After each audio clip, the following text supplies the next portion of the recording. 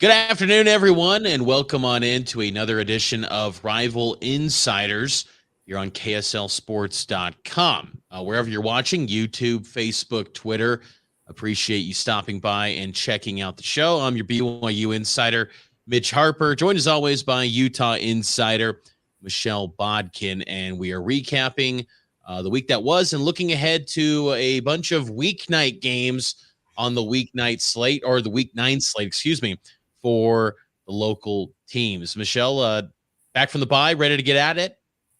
Yeah, I fly out tomorrow to Pullman, and we'll see what happens after a bye week. Utah is going to be taking on Washington State this week. BYU will face East Carolina. Two programs right now in completely different moods and mindsets. BYU played last week. We'll start things off there. They lost to Liberty 41-14. It was a downright disaster. It was a bottoming out performance for this team, for this program, quite frankly, and it raises a lot of questions moving forward. BYU, has not fired anyone. Kalani Sitake, when I asked him if there was going to be any in-season dismissals on the staff, he said that he wants all hands on deck. Did you catch any of this BYU Liberty game? And if so, what did you think? I did not. I was busy with the Oregon UCLA game, but I was keeping track of the score. I'm stunned. It's right. There's always a possibility. Sorry, that's my dog that just busted in the room.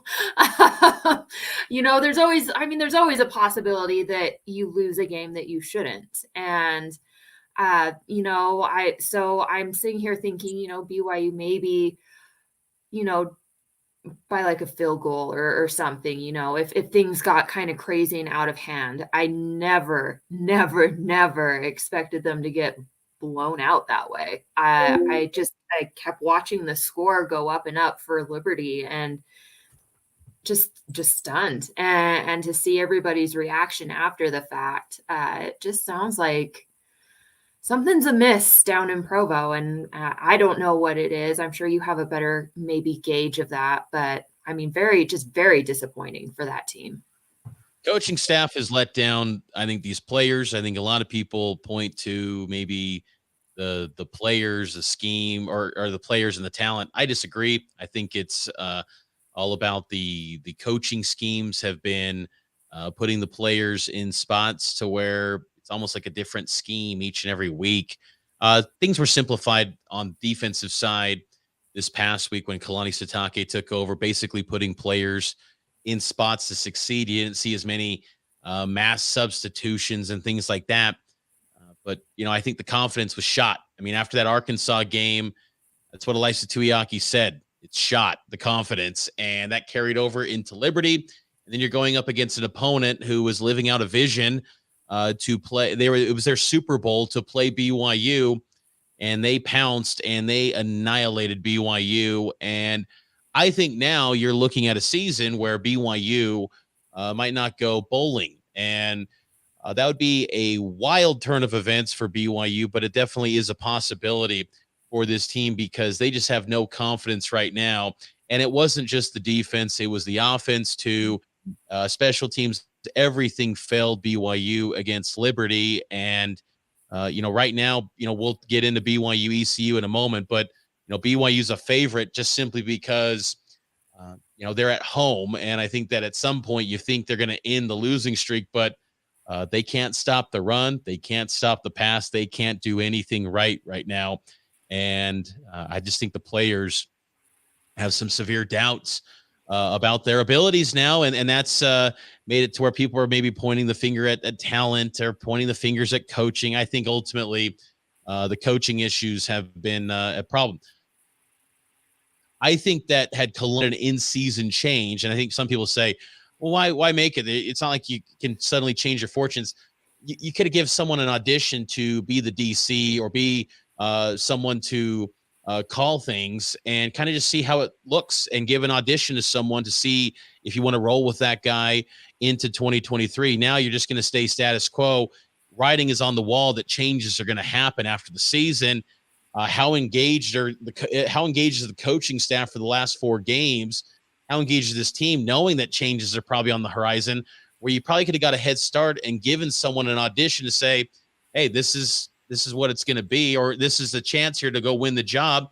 That could have been a chance. I mean, I think it's easier said than done. I get that. And BYU is not typically known for, making in-season firings, but I think that, it's something that definitely should not have been rolled out. But Kalani Sitake wants all hands on deck. That's fair. He's always had the answers to bounce back from this adversity. We'll see if he can do that again this time. Utah had a much quieter week. It was a bye week, and they are now getting ready for Washington State as we look ahead to week 9. And honestly, as Kyle Whittingham said in his press conference this week, a pretty good spot to have a game on a weeknight. It's not always ideal to have weeknight games, but it's not bad when you're coming back from a bye, and then you got a few extra days afterwards if you can get the win. So this schedule set up nicely for the Utes after a huge win over USC a few weeks ago. Yeah, absolutely. I mean, it came at a great time, right? That USC game was very physically and emotionally draining. So to have that break to maybe heal up and just kind of clear your head after, having all the emotion of playing for your fallen teammates and having your season on the line, which, I mean, their season still is on the line. It's going to be on the line every week until it's over. But I think there was a lot more pressure with that game just because USC, I think everybody knows they're a good team. And so whereas there's maybe a little question as to, where Utah is, because much like BYU, they haven't exactly performed the way I think most of us envisioned they would. That USC game was the first time I feel like Utah did, kind of live up to expectations. They played tough. And so having that break again to just kind of decompress, get your thoughts together, wrap your head around the fact that, okay, now you have to go on the road and you have to do that against a Washington State team that their defense ranks, in the top of the conference. So that's going to be a challenge. Pullman on a Thursday night is also just challenging for whatever reason. Things get weird up on the Palouse. But on the other hand, Washington State is also a team with their back up against the wall. I think they've lost 2 games in a row now. And so they're going to be looking to break that streak and break it against, one of the top dogs in the conference. So this isn't a team that Utah can take lightly. And that once again, it's going to be from here on out, it's really going to be about giving your best effort week in and week out. They had their 2 losses early in the season, and they just don't have any more room for error if they truly, truly want to go back to the Pac-12 championship and potentially go to a Rose Bowl again. Curious to see what happens with Utah's ground attack. Whittingham talked about, how they're still getting the job done because the passing attack is a lot better than years past, but would be nice for the Utah to see the ground attack working again. There was talk about Tavion Thomas in that USC game in the 4th quarter. What was the situation there with Thomas? No one really wants to talk about it. So hard to say. I've heard that he is with the team still. I've heard that he's not with the team. I don't really know what to expect there. I don't know, what's going on there. I don't know if this is a temporary thing, if it was a misunderstanding. No one seems to want to talk about this part of it. And so, but the comments from Whittingham, kind of lead me to raise an eyebrow. That almost sounds like Tavion's not available to me anyway. And so figuring out who is going to take that spot, take those reps, be that guy, maybe, hopefully. I know that they've really liked what Mekhi Bernard has brought, especially with them getting more into the passing. He does a good job pass blocking. He also has pass catching capabilities, more so than I think some of the other running backs on the roster. So it leads to being able to leave him in on certain plays where, it maybe could be a pass or a run, depending on what the defense gives. He has that versatility. I don't love him in short yardage situations. I don't think, unless they get him out on the perimeter, he's not someone that can run between the tackles or even, run between the A gap. I don't think that's his strength. So they need to kind of figure out who that person's going to be from the sounds of it. So it's going to be very interesting to see what exactly rolls out, see if they ever do eventually talk about what the heck's going on there and have a little bit more of an open dialogue about that. Will be interesting to see Utah, Washington State, Utah number 14 in the latest AP Top 25 poll. They moved up one spot after the bye week kickoff on Thursday night on the Palouse, 8 p.m. on FS1. Utah favored by 7. You think the Utes get it done then, cover the spread and take care of business?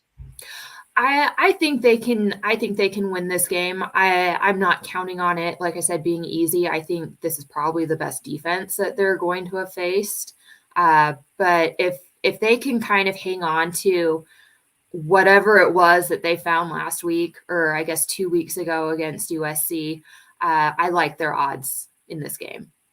I'm thinking Utah definitely wins this game. Curious, though, to see what Cameron Ward, a quarterback for Washington State, how he performs, because Utah's defense has been prone to giving up points. But still, it's not the elite passing attack that you typically expect from the Washington State brand.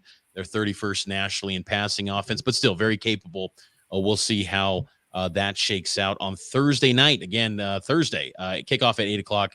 Coverage will be on KSLSports.com, and the broadcast will be on FS1, and Michelle will be there on the Palouse up in Pullman. One day later on Friday, again, weeknight specials here on the Week 9 college football slate locally. BYU takes on East Carolina. Kickoff is at 6 on ESPN2. BYU favored by 3.5 right now, but it feels like the Sharps are fading BYU quite a bit in this game. I think that this is going to be a bowl game is on the line for BYU. If they lose this one, they're not going to a bowl game, and the season is a wrap. They'll get the win over Utah Tech, but they won't go bowling if they don't win this game. So this is a must-win game for BYU, and what's scary is that East Carolina put down a beatdown on UCF, and they've got a good running back, and they've got a more than enough capable quarterback in Holton Ellers. 6'4", 230-pound dual threat guy. So BYU is in a tough spot in this one. I want to think that BYU will have some pride and bounce back, but this is a team right now that I just cannot put my finger on. It just seems like they're a group that's they're just not good right now. They're just not executing well. And this is a team that could be potentially embarrassed to East Carolina. And I thought coming into the year that this was going to be a revenge opportunity because 2017, BYU lost to this program, and it was one of the low points of Kalani Sitake's tenure. There's a chance for it to get even lower this time around in 2022. What say you, Michelle? How do you think this will play out? It's a good question. And I've been thinking about BYU and what I think about them. In a lot of ways, they kind of remind me of that 2012 Utah squad where there were some high expectations going into the season because of how well they did the previous season in their first go around in the Pac-12. Now, granted, BYU's not in the Big 12 yet, but it just kind of has a similar, similar feel, similar vibe. Things just did not go right, and it kind of spiraled on them. So I don't know what to make of this BYU team because they're not at all what I envisioned they were going to be when this season kicked off. I really, really thought that they were going to have a better season. And the fact that you're telling me that their confidence is shook, that's a killer. When you kill your athlete's confidence, it's really tough to win games. It's really, really tough to win games. I'm with you. I would like to think that BYU can bounce back in this game. I think traveling across several time zones is hard. I think coming to elevation is hard. So, those are some things that are working for BYU. I don't know what to expect from BYU's crowd this week. I don't know if it's going to be as strong or as as into it as it's been, because I know a lot of people are very, very disappointed, and rightfully so. Again, when you return the type of returners you had, you expect better results and a better product, and that just has not been the case. I think BYU gets it done. I don't think it's going to be the prettiest game, though. This won't be a pretty game at all. I'm going to go with East Carolina. I think BYU loses this game. I think that this is a lost season for BYU. Now, I think the saving grace for BYU, and it sounds kind of lame, but honestly, I think the saving grace for BYU is that they know their place in the college football world. This would be a lot worse if they were navigating independence still, not knowing where they fit in the college football landscape, dealing with this sort of season. The Big 12 is coming up, and it's going to be a tall order for BYU in the future, but this season feels kind of shot, and it would be a nice turnaround for this team if they could somehow pull it together and win out. But I would not bank on that at all right now for this team. The way that they're playing, I mean, these are some lows of lows that in my quarter century of watching BYU football, I have not seen this poor a play in a long time. I mean, since 2017, that was more on the offense side. This defense, you have to go back to about 93 for BYU to have this poor of a defense. So it has not been smooth sailing for BYU. I will go with ECU because they've got a more than enough capable running back. He's really good. And I think their quarterback is good too. This offense will put up numbers on BYU. I'd say ECU 41, BYU 30 in this one. I think it'll be a comfortable win for ECU. Let's get to our week 9 picks, shall we? Last week you won the week and closed the gap, and it's tied now through 8 weeks. 34-17 overall, each of us. So we'll go through these here. It's kind of a light slate, a slim pickings, honestly, as far as quality games to pick. Let's start off with the cocktail party. Probably the last time this will be played in Jacksonville, Florida. Number 1, Georgia. Who you got? I'm definitely going Georgia. Florida fooled us all early in the season. I think Georgia's going to absolutely steamroll them. No question. Georgia will blow out Florida, who going through growing pains in year 1 with Billy Napier. I think Billy Napier will be the right guy for the job. Yeah. But Dan Mullen left that thing pretty bare. But Richardson, the buzz on him early, it seems like he's just been very inconsistent for the Gators. Number 2, Ohio State at number 13, Penn State. I'm going to go with the Buckeyes here in a blowout. I think the Buckeyes are the best team in college football. I think they're even better than Georgia. The Buckeyes are legit, and this offense is rolling. I think they blow out Penn State with ease. What say you? I agree with you. I picked Ohio State to win the whole thing before the season started. They're giving me no reason to doubt that at this point. Ohio State. Number 20, Cincinnati at the Bounce House, UCF. Big 12 preview. You got? Oh, goodness. Sorry. Repeat that again. Number 20, Cincinnati at the Bounce House, UCF. I'm going to go Cincy. I'm going to go Cincy. I debated about, does UCF have a bounce back game? I don't know. I think Cincy kind of has a good thing going. I'll call for a bounce back opportunity here for UCF. Okay. I think their crowd will be pretty hyped for this one, even though they're coming off a loss. I'll go with the Knights here to pull off an upset against Cincinnati. I don't think Cincy's been they've been vulnerable at times in spots this year. I'll say UCF gets them at home. Number 9, Oklahoma State at number 22, Kansas. What direction you going here? I'm going to Okie State. Okay. They pulled off the upset last week against Texas. I'm going to go with Kansas State here.